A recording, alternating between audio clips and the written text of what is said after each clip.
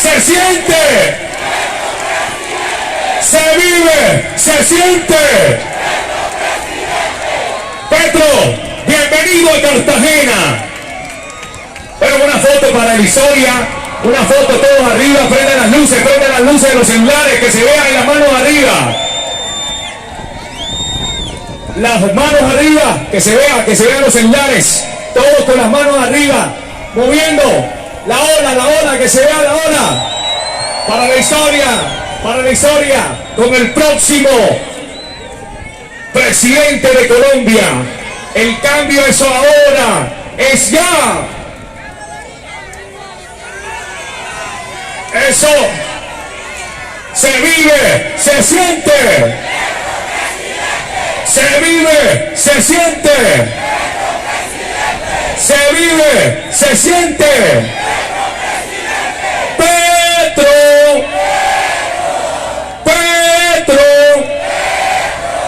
A mí no me pagaron. Más duro. A mí no me pagaron. A mí no me pagaron. Bienvenido, próximo presidente de Colombia. No es fácil ponerlo. Gracias. ¿Cómo es que se Cartagena. Aquí me va a quedar difícil para comunicarme con el lado izquierdo de la manifestación. Les agradezco a todos su presencia aquí en esta inmensa manifestación que va a asustar a quien tiene que asustar, que es a los corruptos, y que va a llenar de alegría al pueblo de Colombia. Aquí estamos, segunda manifestación en Cartagena, la primera en La Boquilla, donde hablamos de territorio, de la necesidad de un pueblo negro que se adueñe de su territorio, de la libertad. Ahora aquí en los barrios populares de Cartagena, la Cartagena mulata, la Cartagena mestiza, la Cartagena libertaria, que acompaña esta enorme fuerza que se ha levantado ya en toda Colombia y que está dispuesta cada vez con más firmeza, cada vez con más dignidad a cambiar definitivamente la historia de Colombia. Hoy estamos ya a puertas de una decisión el 13 de marzo. Una decisión que tiene que ver, por una parte, con la configuración del próximo Congreso de la República y por otra parte, con el punto inicial de la primera vuelta presidencial.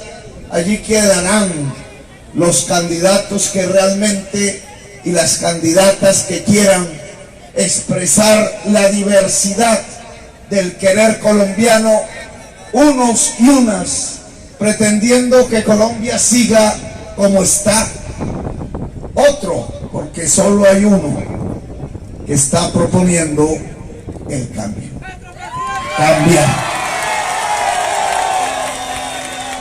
Cambiar es hoy, en mi opinión, una necesidad de toda la sociedad y de toda la nación. Si queremos preservarnos como nación, creo que es necesario cambiar las formas sociales como nos relacionamos, cambiar la política, como se ejerce el poder, cambiar las formas como producimos o no producimos para poder lograr un bienestar general. Es un cambio desde esa perspectiva integral, no simplemente el cambio de un nombre, de un político por otro, de un color, de un partido por otro.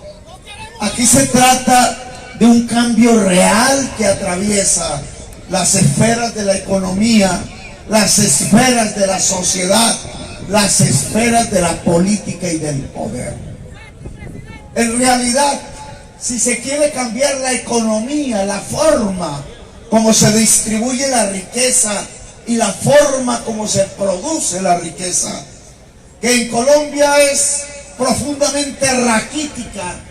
Lo que se construye como riqueza, por una parte, no es suficiente para la totalidad de las necesidades del pueblo colombiano. Es raquítico desde esa perspectiva, y por otra parte se concentra en pocas manos, produciendo una de las desigualdades sociales más grandes de la historia. Desde el punto de vista de la economía, hoy afrontamos el derrumbe de un sistema económico completo, derrumbe que se mide en hambre. Y en Cartagena sí que tendríamos que hablar del hambre.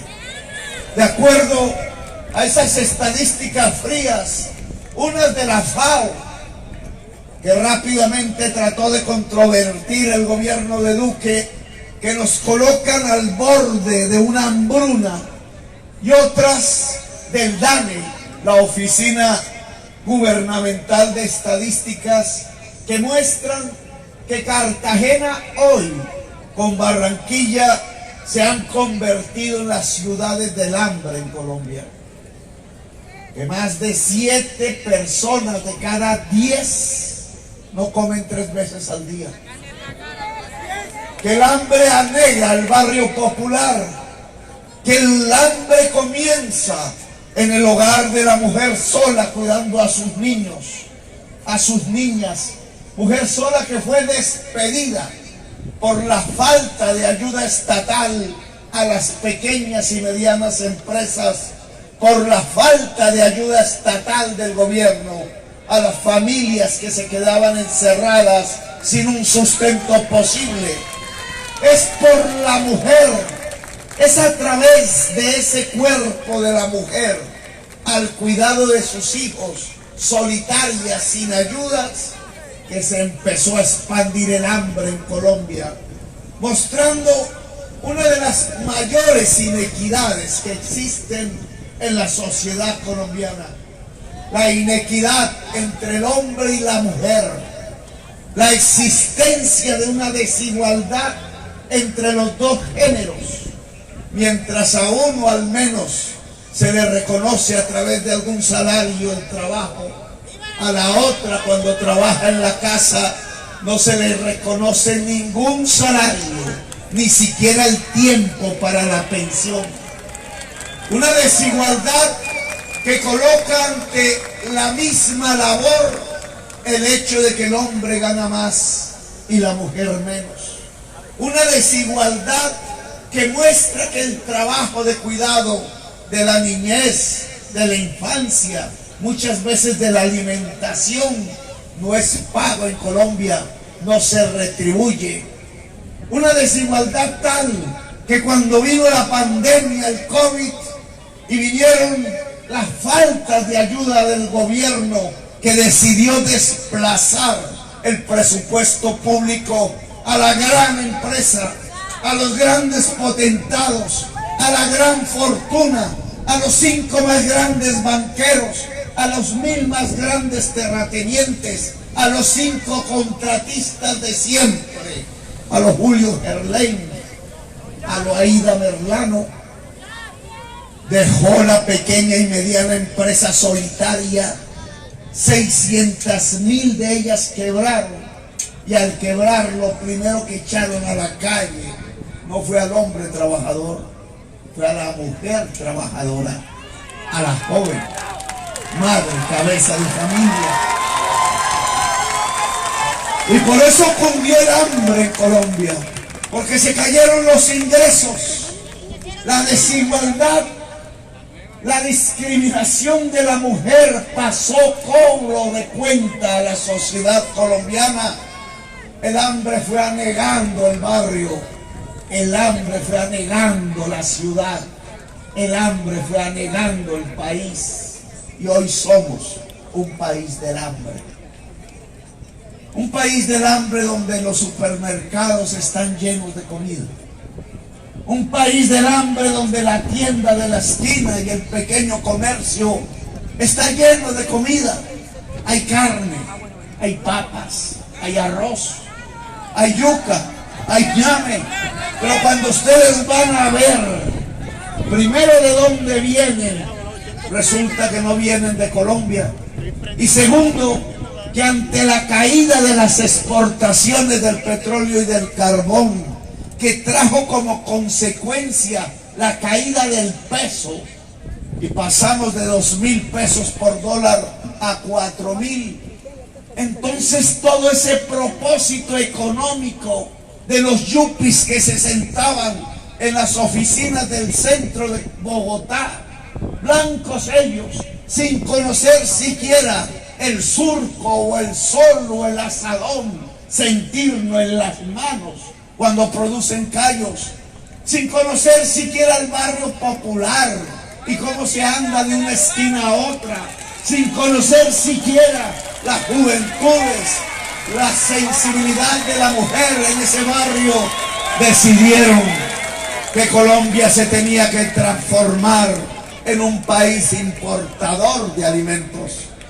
que somos ricos porque podemos ponernos las camisetas de Miami, que somos ricos porque los blue jeans son hechos en Nueva York o generalmente en la China, como el zapato o el cinturón, que somos ricos porque las papas ya no vienen de Boyacá, sino vienen del Canadá, que somos ricos porque el café ya no es colombiano, sino que es vietnamita, que somos ricos porque el arroz ya no es el que se cultiva en La Mojana, en Sucre, sino que viene de la China.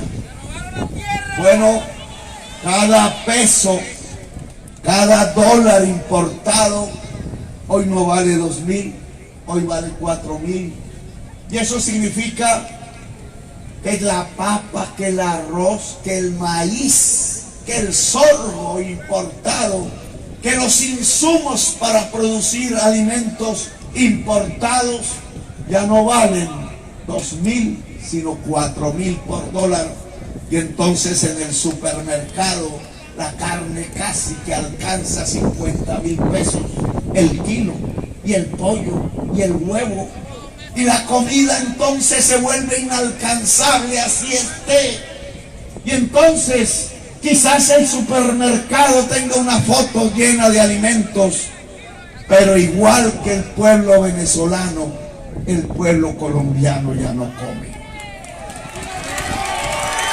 Tanto burlarse del pueblo venezolano, y hoy salen miriadas también de venezolanos y de colombianos tratando de escapar tanto de Venezuela como de Colombia. En esto, Duque y Maduro se convirtieron en dos hermanitos gemelos que se la pasan peleando todo el día, pero hacen las mismas cosas y se parecen, son igualitos. Dos economías dependiendo del petróleo, dos economías que no producen comida, dos economías que cuando se acaba el petróleo terminan condenando a sus pueblos a la hambruna. No hay diferencia. Y tanto que dijeron en el 2018, ojo, voten por Duque, que Petro hará que Colombia se parezca a Venezuela. ¿Cuánto nos repitieron una y otra vez esa mentira? Y miren ahora, 4 años después, ¿qué podríamos decir? Que Colombia hoy está peor que Venezuela. Esa es la realidad.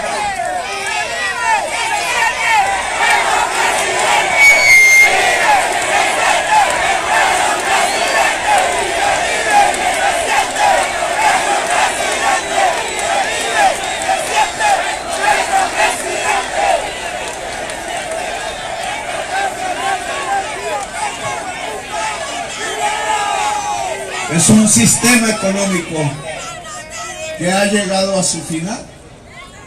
Nos puso a exportar petróleo, carbón y cocaína. ahora exportamos sobre todo cocaína. Así terminó esta historia de casi 4 décadas. Dejamos de ser campesinos, dejamos de cultivar el café y ahora tenemos hambre. Y entonces se trata de cambiar eso. Se trata de que por lo menos el hambre abandone las esquinas de Colombia. Se trata de que al menos los derechos fundamentales de la gente, que no son sino los de comer, los de vivir, los de trabajar, los de estudiar, los de tener una salud, se cumplan en Colombia. Porque esos derechos fundamentales son la manera de construir la paz. Es la manera como podemos convivir en paz. Ustedes han visto cómo salir a la calle a esta hora, cómo el sentimiento que experimenta la madre cuando el hijo sale a la calle o la hija deambula por la acera. El miedo ha subido en Colombia. Es que se atraca cada vez más. Es que se mata cada vez más. Es que el hambre hace destruir la propia sociedad. Cualquiera de nosotros haga el intento de aguantar 3 días hambre, no comer. Yo lo he hecho. A mí me tocaba en la cárcel las huelgas de hambre. Al tercer día el desespero empieza. Y si eres papá y ves a los hijos con hambre, y si eres mamá y ves a los hijos con hambre, y si eres los hijos y tienes hambre, al tercer día empiezas a gritar, empiezas a clamar, empiezas a buscar. Y si llega al cuarto, hasta tu vecino se vuelve el objetivo de tu ira. Va autodestruyéndose la sociedad. El robo, el homicidio, el delito, la delincuencia, hoy, en las grandes ciudades de Colombia, no son ya más, sino la expresión del hambre. Por eso, si nosotros llegamos a la presidencia de Colombia,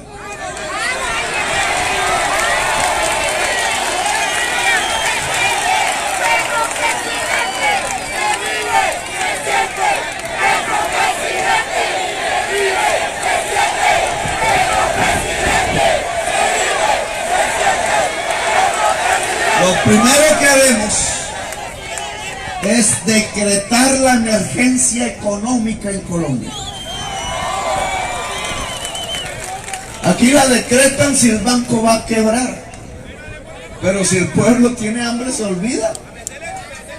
Decreto de emergencia económica.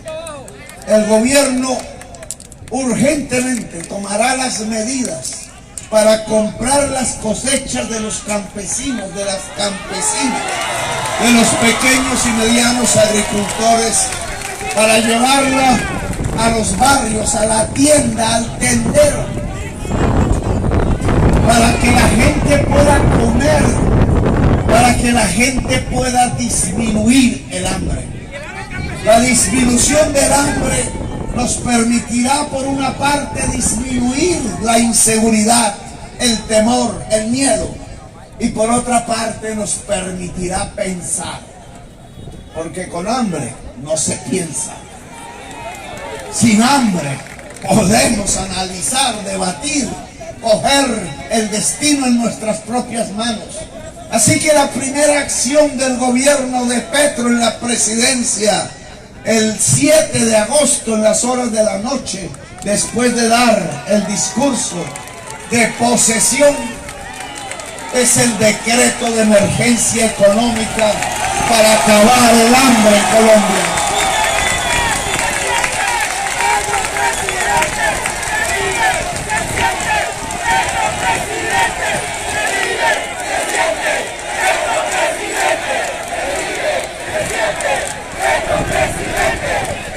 Y a partir de allí, entonces sí, construir la nueva economía.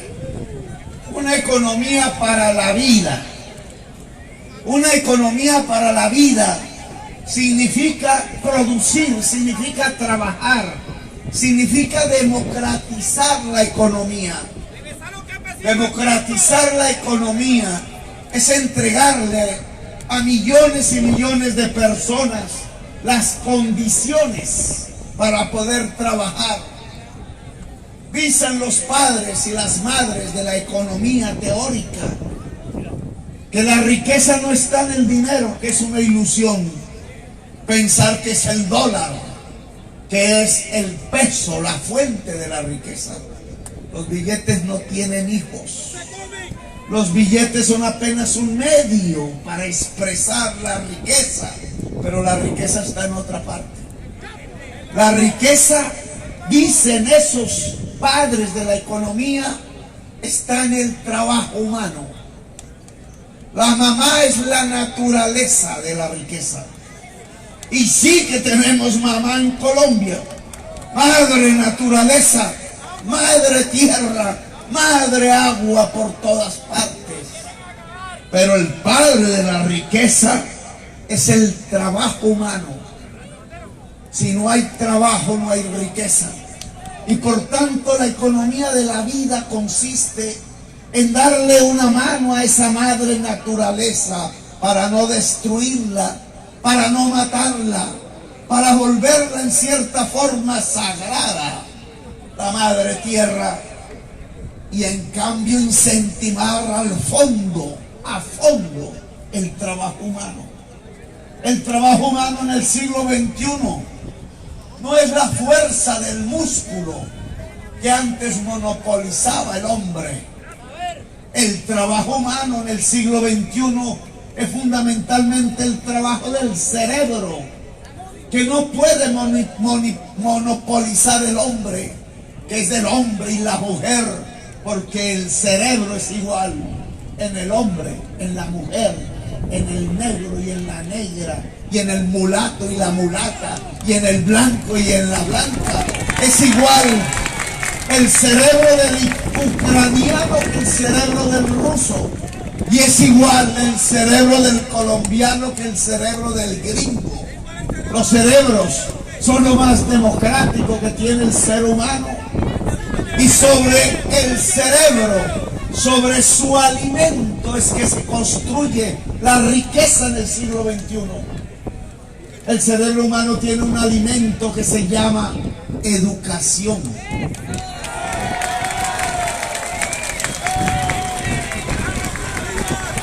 La naturaleza madre de la riqueza tiene un don que se le entrega al ser humano, que es la tierra fértil, es decir, la tierra y el agua. El Caribe colombiano está lleno de tierra y de agua, y está lleno de cerebros de todos los colores, cerebros multicolores no alimentados.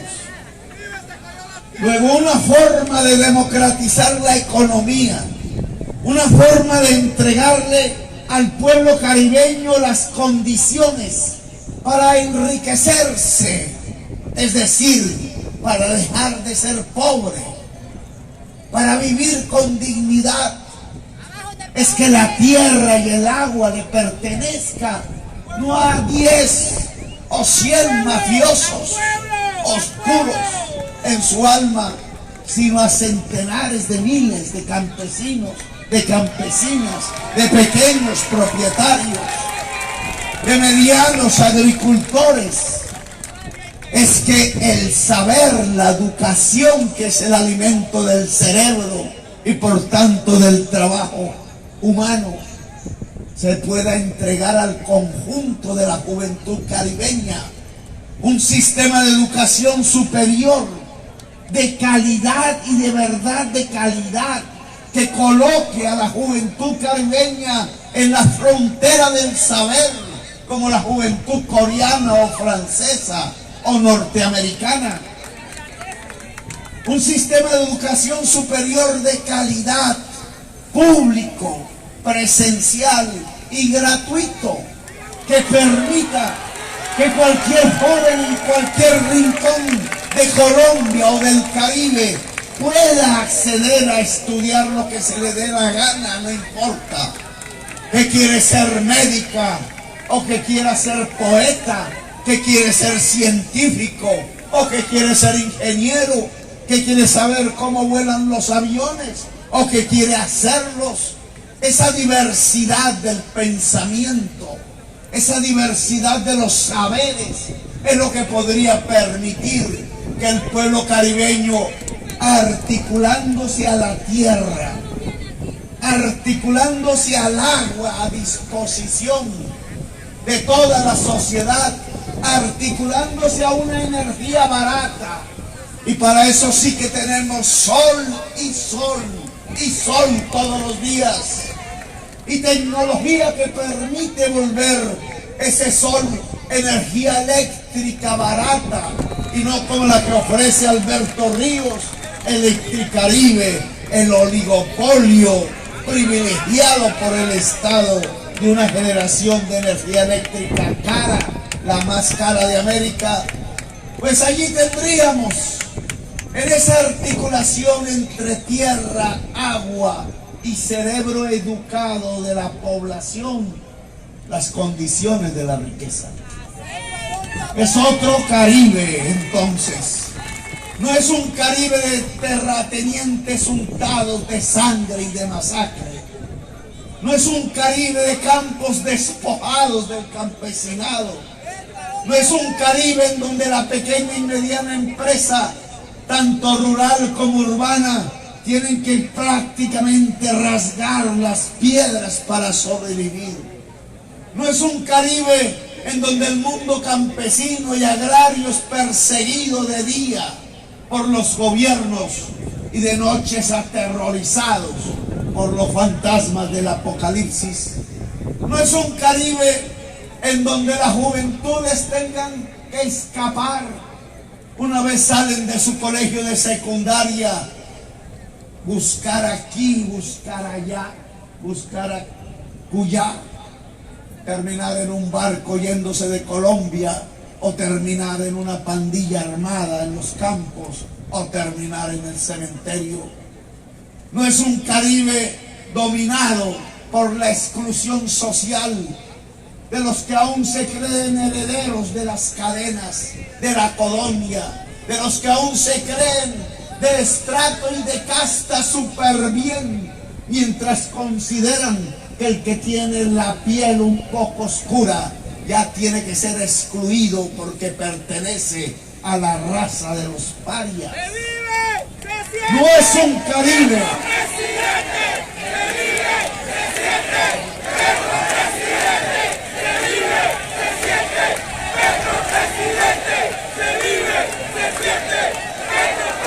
No es un Caribe pobre, realmente raquítico, que con el mar por delante no sabe lo que hay detrás de ese mar, que hay después de ese mar, que mira aún hacia Bogotá tratando de encontrar en la gran ciudad andina y alta y fría las soluciones.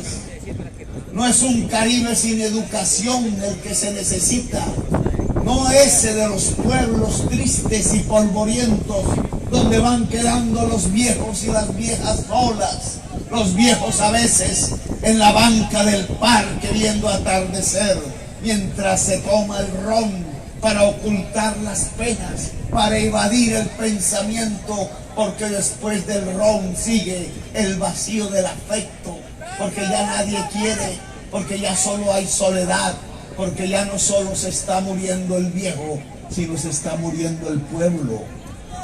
No es ese Caribe el que queremos, no es ese Caribe del régimen de la corrupción, no es ese Caribe de las conversaciones que afloran de Laureano Acuña, de Aida Merlano, de Julio Gerlain o de Alejandro Char comprando los votos del pobre.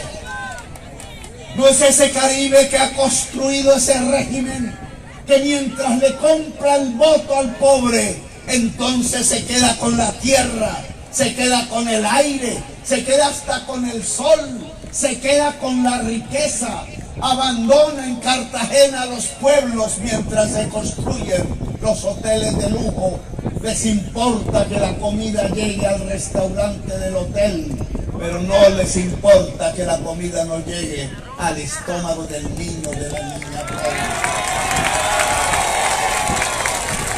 No es ese Caribe de esclavistas lo que queremos. Aquí está Dorina y María Alejandra, dos mujeres afro que están en la lista de la Cámara de Representantes que presenta el pacto histórico a la decisión del pueblo de Bolívar. Ellas están primero que ellos, que sigue ahí, que Carlos Vargas, que allá está mi amigo de hace 20 años. Están primero Rosana.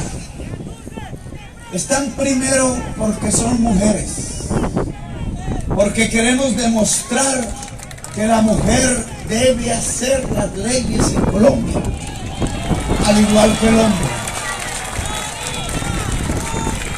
que deben tener el poder político al igual que el hombre, y son además de mujeres afro, descendientes del pueblo que trajeron aquí a la fuerza en una de las mayores inequidades de la historia humana, el pueblo de África encerrado en barcos, atravesando el océano para que aquí viniera a construir la riqueza de unos pocos blancos.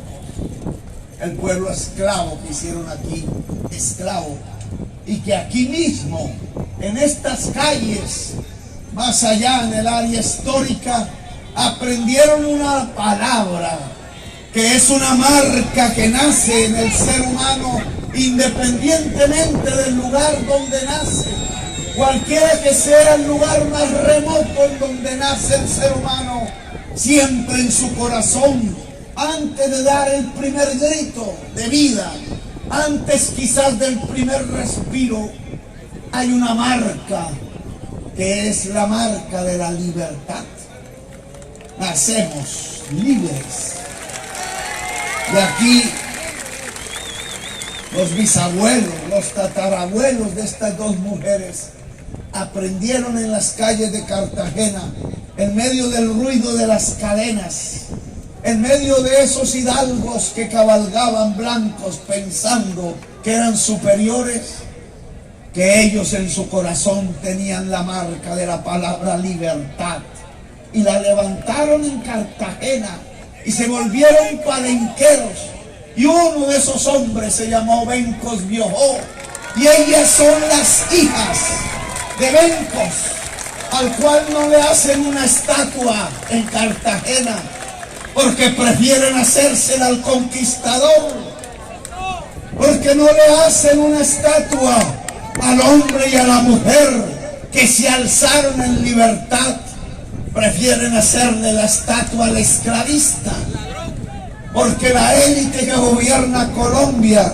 sigue nostálgica de cadenas, porque son también los nietos y los bisnietos de quienes eran esclavistas en Colombia.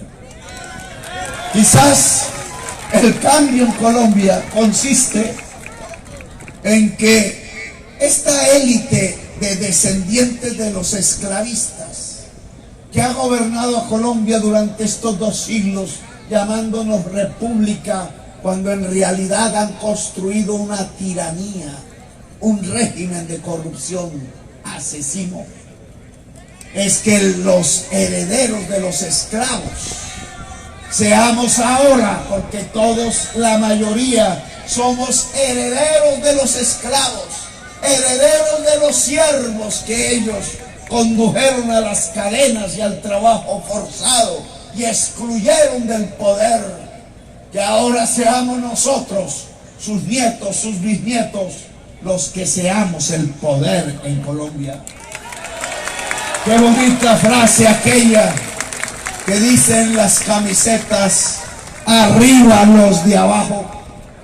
Pues llegó el momento en este 13 de marzo y lo que sigue, en que todo el pueblo colombiano va a gritar: arriba los de abajo. Y no va a ser en esta democratización de la economía que proponemos, en esta democratización de la tierra y del agua y del sol, y en La Guajira decíamos de los vientos, en esta democratización del bienestar que nos puede brindar la naturaleza madre, en esta democratización del saber, de la educación, de la cultura, de la música, del baile y de las matemáticas, de la física y de la pintura, de la literatura y de la química, en esa democratización del corazón y del cerebro a través de sus alimentos, que es el saber académico y el arte y la cultura, el padre de la riqueza.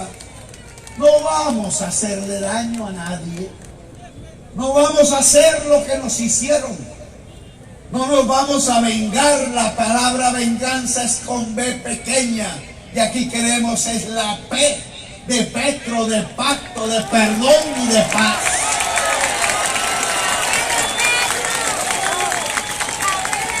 De la B pequeña no queremos sino victoria, no venganza. La primera victoria popular en 2 siglos de vida republicana en Colombia. P de perdón social. Porque aquí vendría alguna de esas periodistas famosas que siempre repiten cuando hablo de democratizar la tierra y el agua.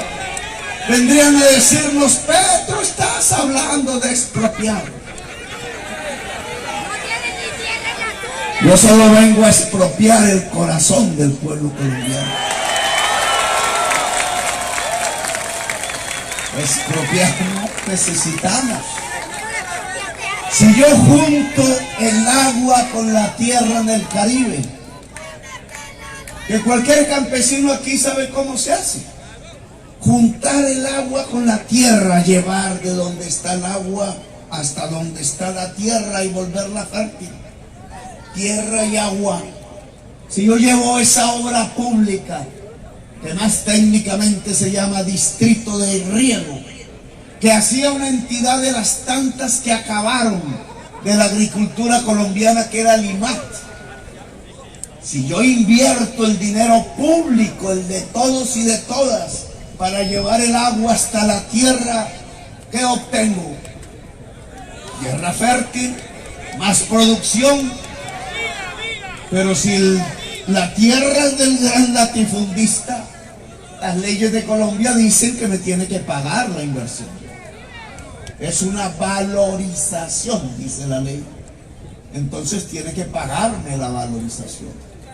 Y si yo le cobro en tierra, y si en vez de las 3.000 hectáreas o las 10.000 irrigadas me entrega, porque ahora va a ser más rico, porque ahora va a tener tierra fértil, me entrega 3.000 o lo que dé las cuentas, y juntamos en todo el distrito de riego 3.000 y se me vuelven 30.000 y quizás más allá 300.000, porque no puedo, como el jefe del Estado, entregarle esa tierra a la campesina, al pequeño y mediano propietario.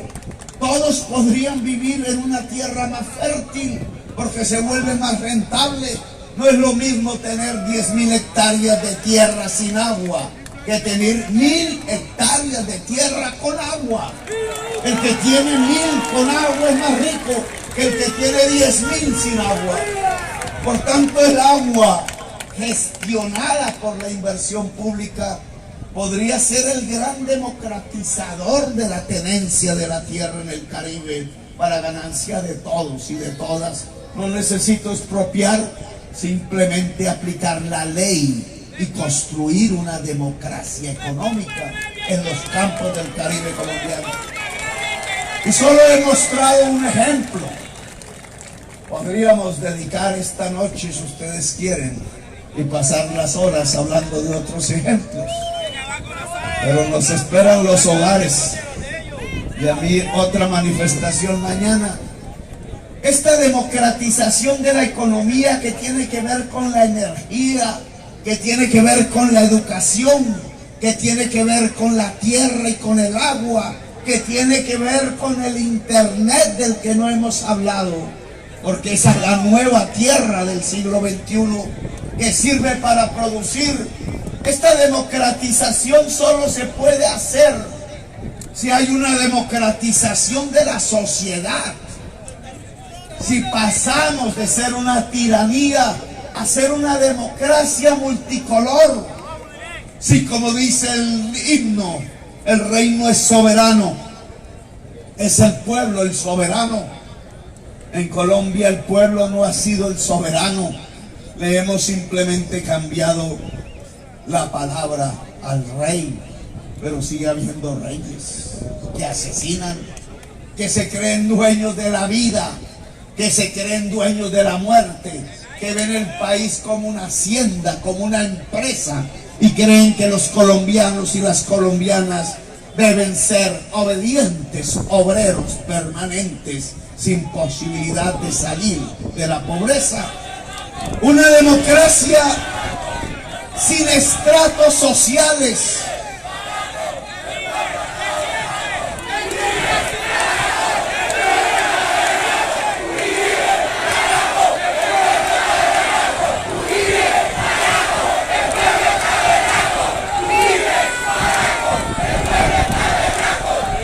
Lo he dicho en todas las manifestaciones, que no hablemos más de Uribe, porque él es del pasado, clavo pasado, dice Diomedes Díaz, no hay que decir pasado. Nosotros somos el presente y el futuro. Tenemos que transitar hacia una democracia de libertades, de derechos, tal cual escribe la Constitución del 91. Me enrostran permanentemente que fui del M-19. Hasta acciones me ponen que he cometido cuando apenas tenía 12 años, 14 años. No, ni siquiera tienen la vergüenza de mirar las fechas. Pero el M-19 entregó la Constitución del 91. El M-19 derogó la Constitución de 1886. Nosotros no nos levantamos en armas para ser torturados, para volvernos ricos. No quisimos hacer una revolución de traquetos, quisimos hacer una revolución del pueblo. Equivocados o no, le entregamos al pueblo colombiano la Constitución de 1991 con la tutela, con los derechos colectivos, con un nuevo principio, un nuevo horizonte, una ciudadanía libre y democrática. Esa es nuestra heredad que está allí escrita sin que se aplique. La Constitución del 91 será aplicada en el gobierno de Petro. Esa Constitución dice que hay unos derechos fundamentales, que hay un derecho a la salud, y volvieron la salud una mercancía. Me voy a reunir con el que hizo el proyecto de ley de esa salud mercancía, el expresidente César Gaviria. Me voy a reunir para hablar.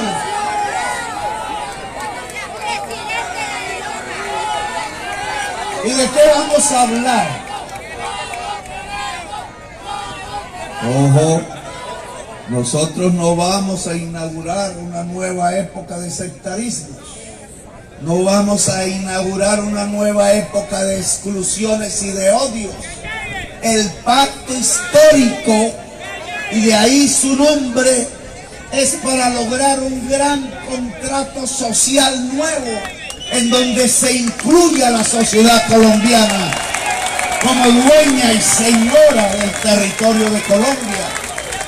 Vamos a ver si el liberalismo de Colombia, que fue mayoría irresponsable y muchas veces irresponsable de la historia de Colombia, puede pactar las reformas que saquen los derechos de simples negocios en la salud, en la educación, en la pensión, en el trabajo, para que se conviertan en derechos universales, ajenos al negocio, bajo el principio de que el Estado debe ser el garante fundamental de que la gente pueda garantizarlos. Si la gente puede garantizar en Colombia sus derechos fundamentales, que la palabra fundamental es mínimo pero esencial. Es pequeño en número, pero esencial para la vida de un ser humano. Sin ellos no es posible vivir como humano, como humana. Entonces, si eso es posible garantizar en Colombia, que un viejo y una vieja tenga una pensión, que no se tenga que morir sin afecto en la silla de un parque alcoholizándose, que pueda tener para el plato de sopa y para la cobija, que pueda llegar a la casa diciendo aquí aporto, y entonces ahí sí lo quieren, porque el que aporta es querido en la familia en las épocas de máxima pobreza. Esa es la realidad de la vida, y que pueda morir en medio del amor. ¿Qué mejor manera de morir en medio del amor para un hombre viejo? Si hasta las leyendas de los pueblos guerreros indígenas, de los pueblos guerreros de Europa, de los árabes, de los vikingos, muestran al guerrero muriendo en medio del amor, y se inventan la leyenda de la mujer que recoge el cuerpo del buen morir. El buen morir del guerrero era el morir en el amor después de la batalla. Pues batalla la que hemos tenido todos en la vida. Y si hemos tenido todos una batalla en la vida y hemos sido luchadores y resistentes, hombres y mujeres, qué mejor morir que no sea en medio del amor. Y el derecho a la pensión es más o menos, en términos económicos, la posibilidad de morir en el amor. Un viejo y una vieja que pueda comer, que después de trabajar en su existencia pueda tener un plato de sopa caliente todos los días en su existencia, pueda acariciar al hijo y al nieto y a la nieta, pueda mirar de frente a la humanidad que quizás ya no comprenda, pueda mirar de frente al mundo y acabar la existencia así, en medio del amor. ¿Por qué no podemos tener un derecho a la pensión si es esencial para el ser humano? Pues lo que hicieron del sistema pensional fue hacer derechos para el banquero, plata que va a la riqueza del banquero, pero que no piensa ni en el viejo sabio ni en la vieja sabia que hoy tiene que vender bonais en los parques para poder sobrevivir. ¿Y por qué no podemos pensar en el derecho a la salud? ¿Por qué la EPS, 105 EPS liquidadas, quebradas, sus dueños enriquecidos? Los dueños de las EPS van en jet privado en Colombia, van hasta Miami a almorzar y después se van a acostar con alguien en París. ¿Y el pueblo dónde está? ¿Y el enfermo dónde está? ¿Y dónde está la mujer embarazada? ¿Dónde su cuidado? ¿Y dónde el niño y la niña desnutrida? Mientras el derecho a la salud se evapora en un negocio, mientras no existe derecho, ya lo vimos en el COVID. ¿Cuánta gente se murió que si hubiera sido atendida estaría hoy viva entre nosotros? ¿Cuánta? Las estadísticas dicen que murieron sin una UCI, en sus camas o en el suelo. Ese sistema de salud que enriquece a los dueños de las EPS, que enriquece a los políticos corruptos que se financian con las EPS, pero que condena al pueblo a vivir del acetaminofén y de la falta del cuidado. Ese negocio tiene que terminar en Colombia. Nosotros ya probamos en la práctica y con éxito un modelo en donde podíamos llevar el médico y la médica al hogar a prevenir la enfermedad, a garantizar el derecho. Ya Colombia podía producir vacunas. Andrés Pastrana, el amigo de los pederastas, acabó la empresa pública de vacunas en Colombia. Ya Colombia tenía un personal médico que era capaz de atender las más difíciles enfermedades. Hoy lo convirtieron en obreros y en obreras, enfermeras que hoy padecen el hambre porque no se les paga sino contraticos de 2 y 3 meses, y después al frente de sus hijos las dejan desempleadas. Hospitales que se caen en la miseria, hospitales públicos del pueblo al cual desentrañan entre la politiquería y la corrupción y los dejan sin tecnología. Un sistema de salud que condena al pueblo colombiano a la muerte, a la dejadez, a la enfermedad, que no previene, que no predice, que no cura. Porque curar cuesta, y cuando llega el momento de curar, entonces la secretaria de la EPS dice: no hay especialista, no hay cita, espere dentro de 4 meses, espere dentro de 6 meses. Señor que tiene cáncer, señora que tiene diabetes, espere 6 meses la cita con el especialista.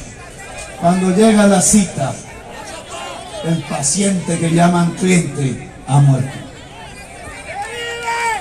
Derecho a la salud, derecho a la educación, a saber, derecho a trabajar. Hemos hablado de ello. Si Colombia garantiza los derechos de la gente, y eso se llama una democracia, hay paz en Colombia. La paz no es un contrato entre seres armados. La paz es un contrato social entre toda la sociedad, la mayoría desarmada. Es un contrato social en donde todas las partes de la sociedad se comprometen. Es un pacto de compromisos para garantizar los derechos fundamentales del ser humano en una patria que se llama Colombia. Esa es la paz y ese es el compromiso del pacto histórico. Y esa democracia económica y esa democracia social solo es posible si cambia la política y cambia el poder. Y estamos al borde del cambio del poder. En esas urnas donde hay unos tarjetones se puede decidir 2 cosas: o mantener las cosas como están o cambiarlas.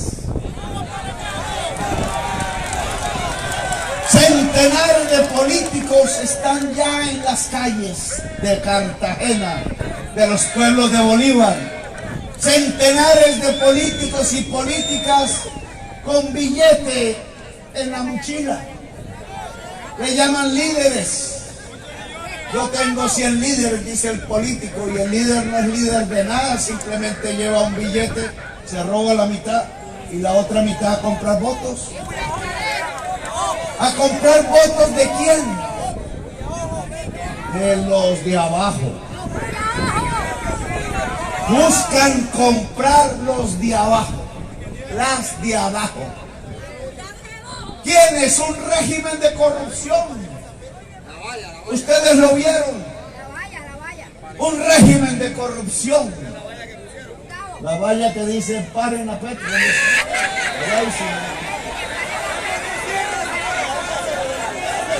Dice Edward: paremos a Petro. Centro Democrático.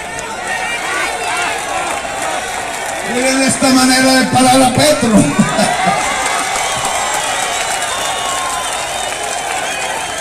Mira la respuesta, Edward. han gobernado a Colombia ellos. La han condenado al hambre, a la masacre y al genocidio. Son exponentes. Yo vine porque quise, a mí no me pagaron. Yo vine porque quise, a mí no me pagaron. Yo vine porque quise, a mí no me pagaron. Yo vine porque quise, a mí no me pagaron. Yo vine porque quise, a mí no me pagaron. Quienes los gobiernan es un régimen de corrupción. Quieren parar esto para seguir manteniendo un régimen de corrupción. El régimen de corrupción es básicamente ese político y esa política que comprando el voto del de abajo logra la curul. Las grabaciones de Aida y Julio, amantes ellos, así lo demuestran.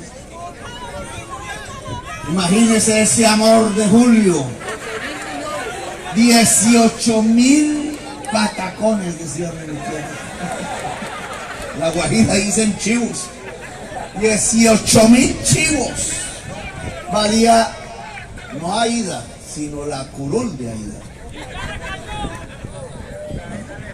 Supongamos que se enamoraron de verdad, pero la curul de Aida valía 18,000 patacones. ¿Cómo es que hacían ese negocio?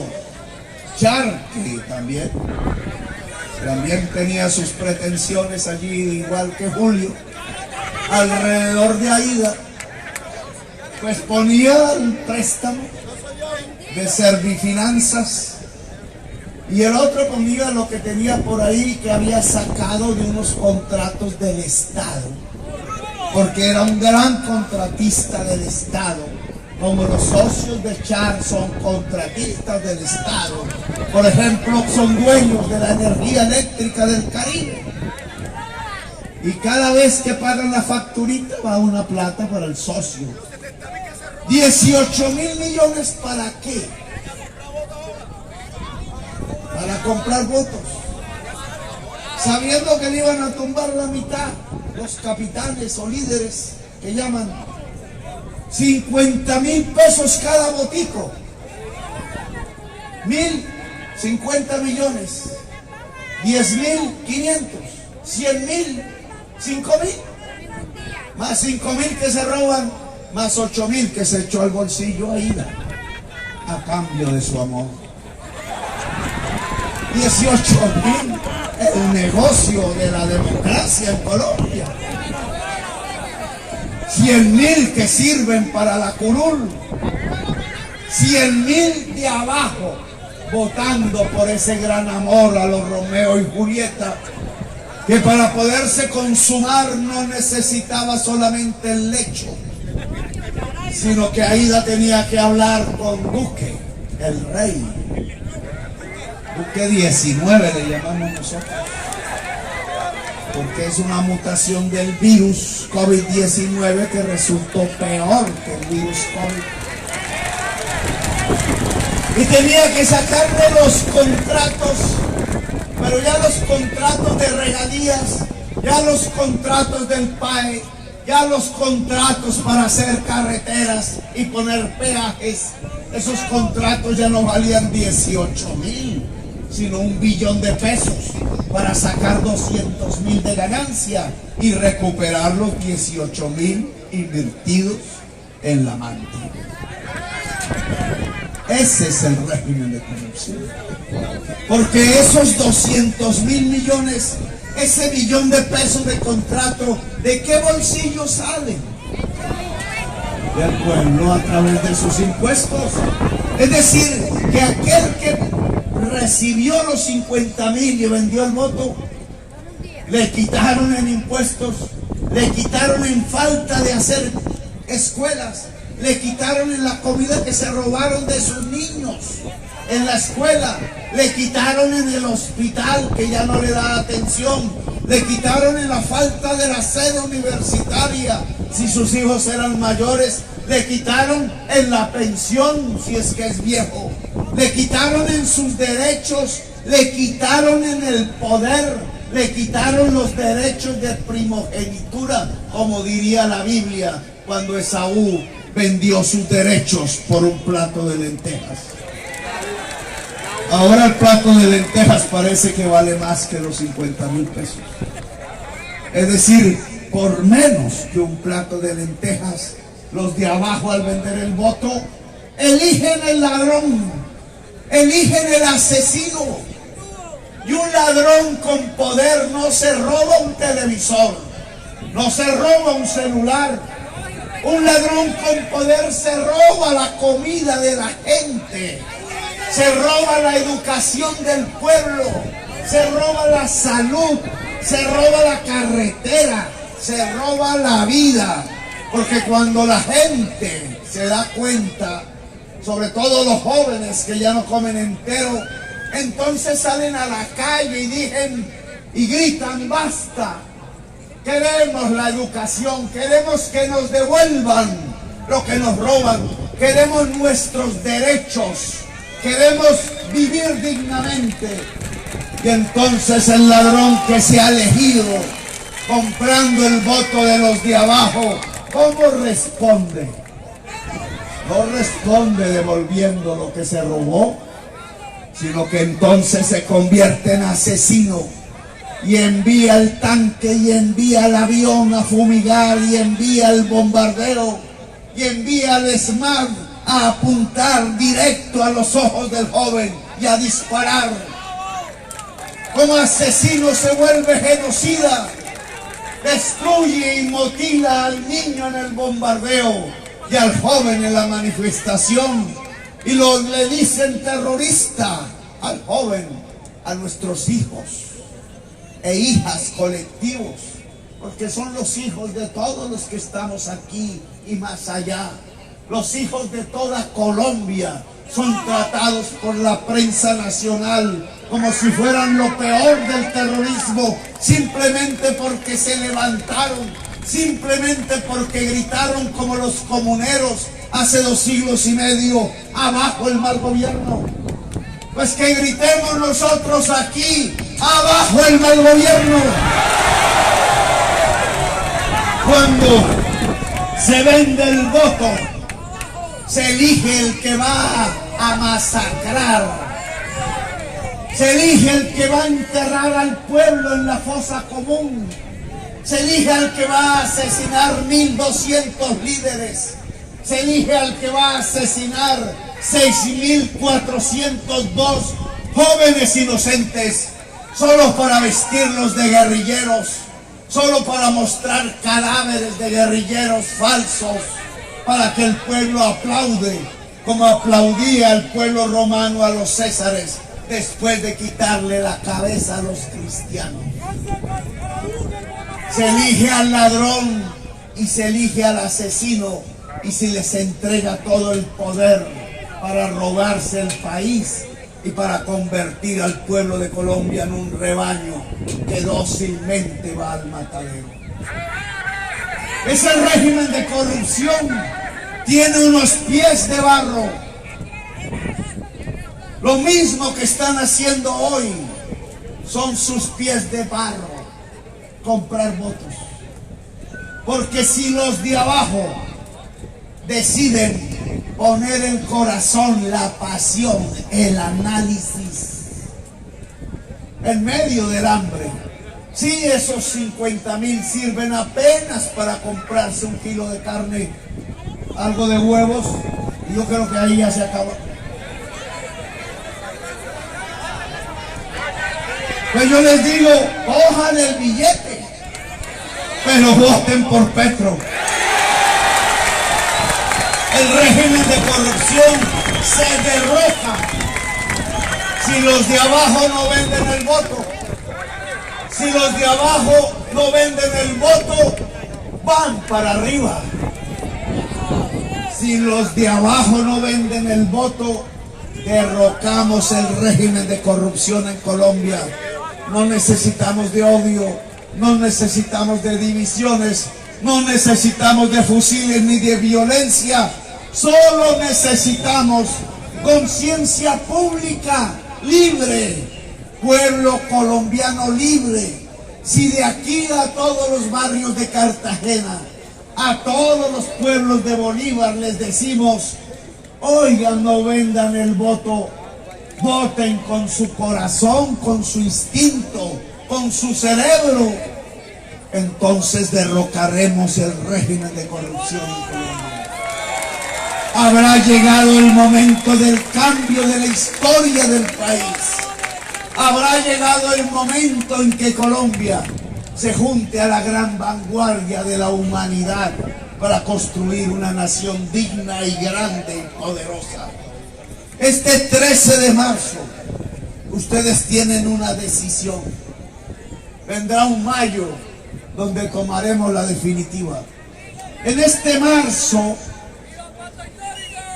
si ustedes hacen un compromiso con nosotros, si construimos un pacto, ustedes y sus vecinos y sus vecinas y todos los barrios populares de Cartagena y todos los pueblos empobrecidos de Bolívar no venden el voto, el compromiso es derrocar el régimen de corrupción y construir una democracia multicolor que construya una economía del bienestar. Para ello, ante la urna electoral, de manera tranquila y alegre, pero no ingenua, pidan el tarjetón de la consulta presidencial del pacto histórico. Hay que pedirlo, si no, no se los dan. Y ahí cuando me vean la cara digan, en este desconfío un poco, pero lo marco. En este lo quiero mucho, pero lo marco. Te quiero mucho, Petro, marca. Tengo dudas de ti, marca.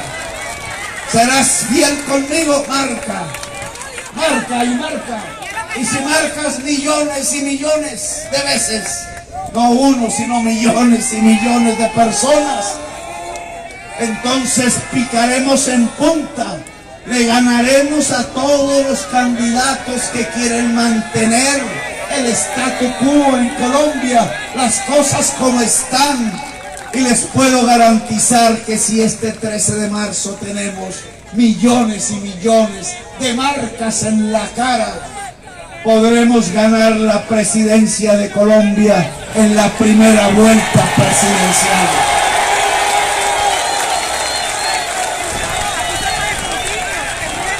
Y les van a entregar el tarjetón del Senado y de la Cámara. El Senado de Colombia, y les pido que marquen allí con una X en donde dice pacto. Es al final del tarjetón. Pacto. Y en el tarjetón de Cámara, póngale una X a pacto y elija nuestra palenquera, nuestras afros, a nuestros hombres y mujeres que luchan por el pueblo. Mire, sería la primera vez en la historia que una hija de Bencos Biojó llega a hacer leyes en el Congreso de Colombia. ¿Cómo no va a ser eso el cambio? No vamos a elegir los esclavistas. No vamos a elegir los herederos de los nostálgicos de las cadenas que allá se arruman en los barrios ricos de Cartagena, pensando en qué contrato grande les da el Estado. No vamos a elegir a los representantes del régimen de corrupción para que se robe a Cartagena o para que se robe a Bolívar. Vamos a elegir a la nieta de Bencos Biojó. Vamos a elegir lo que puede representar más genuinamente la libertad de Colombia, la libertad de su ciudadanía, la emancipación de un pueblo que se cansó y que dice basta ya, y que grita abajo el mal gobierno y que decide levantar, como hace 2 siglos en Cartagena, de nuevo las banderas de la República, de nuevo las banderas de la democracia, de nuevo las banderas de la justicia social, de nuevo las banderas de quienes decidieron quebrar definitivamente las cadenas y dejarlas en el olvido de la historia. ¡Viva Cartagena humana! ¡Viva el Caribe humano! ¡Viva Colombia, potencia mundial de la vida! Me llamo Gustavo Petro y quiero ser su presidente. Gracias, Cartagena. Gracias. Se vive, se siente, Petro presidente. Se vive, se siente. Se vive, Petro presidente. Se vive, se siente, Petro presidente. Gracias a todos ustedes y ya saben, este 13 de marzo a pedir el tarjetón de la consulta y ahí van a marcar Petro. Ahí van a marcar Petro. Petro presidente. No se les olvide, 13 de marzo y también la consulta del Pacto Histórico para Senado y Cámara. Muchas gracias y feliz noche para todos.